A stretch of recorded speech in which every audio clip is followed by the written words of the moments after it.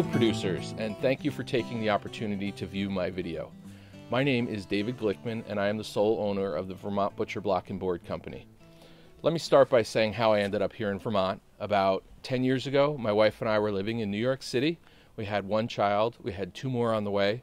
9/11 happened, the internet bubble burst, and I was a pharmaceutical project manager, and my job went south pretty quickly. So my wife decided that we needed to leave New York City, and she didn't want to live in New Jersey, so we ended up here in Vermont, where we had been vacationing for a long time. When I gave in my resignation letter, I handed it to my boss. I walked out of her office, and I took off my tie, and I said, "That's it. I'm going to wear tie-dye for the rest of my life. No more ties." And so what I did is I wear tie-dye now. Every day of every year, I wear tie-dye as much as I can. I promise I won't take off any more clothes. Okay, so my name's David Glickman. I started the Vermont Butcher Block and Board Company back in 2004, and I have 3 girls. I live here in sunny Williston, Vermont, and just like Steve Jobs, I started my business in a garage. Hi, I'm Sydney and I'm 10. Hi, I'm Emily and I'm 9. Hi, I'm Isabel and I'm 8. My wife Susan's at the store. She's working right now. I'm David, and well, never mind about my age. And we're the Glickman family! So you think we just make cutting boards? You're dead wrong. Cutting boards is one of our staples. We also make end grain butcher blocks. We make bowls. We make chip and dip platters. We make oil dippers. We make a double oil dipper. We make napkin rings. We make bracelets. We make boxes. We make trays, cheese trays, all different kinds of cheese boards. We'll do anything that the customer wants. Any kind of custom cutting board, they want it, we'll do it. And we have the largest line of utensils in 3 different woods in the country. We are the only domestic maker of a line of utensils in maple, in walnut, and in cherry.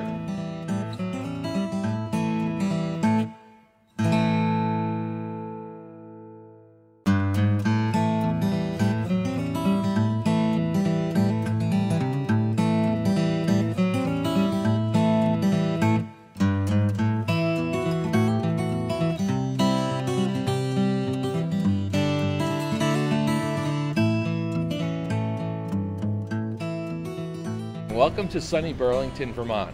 We're down on Church Street, which is a closed pedestrian walkway which has tourist shops lined up and down both sides of the streets with plenty of restaurants and sidewalk cafes, and it is a great place to have a retail store.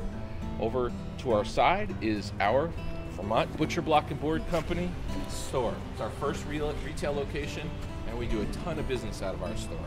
So here at the Vermont Butcher Block and Board Company, we have 6 avenues of income or revenue coming in. The first and the most important is our retail store. The second avenue of income for us is the internet. We just rebuilt our website to a state-of-the-art 2012 technology, surpassing our last 2006 website. We've already gotten a ton of business on our new website, and things have been going great on that side. Our third avenue of revenue are corporate sales. The fourth area of revenue that we have are from restaurants. I don't know if you've heard of a guy named Daniel Balloon, but he's probably a top 10 chef, and I'm sure you've eaten at many of his restaurants. He has about 8 restaurants, and we do business for about 6 or 7. Every time he opens a new restaurant, he gives us the option to do his wood products. The fifth avenue of revenue that we have is from our wholesale clients. We have some great wholesale clients. Probably the biggest and the brightest is Murray's Cheese. We do a ton of work for Murray's Cheese. The sixth avenue of revenue that we have is from an acquisition of one of our suppliers. $400,000. That's a huge amount of money, right? Well, in the scheme of things, it's not, because it's going to help us grow our business. So what are we going to do with $400,000? We're going to retire our debt from acquisition.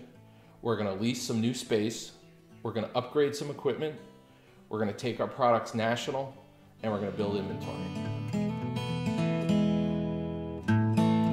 I need little green soldiers. I need 400,000 little green soldiers to take a vacation to the Green Mountain State, where I'll take great care of them for the next 10 years, and in exchange, we would give them 30% of the business.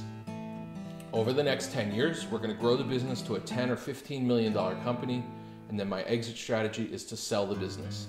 And obviously all those little 400,000 little green soldiers with their procreated friends would go right back into the shark's pocket.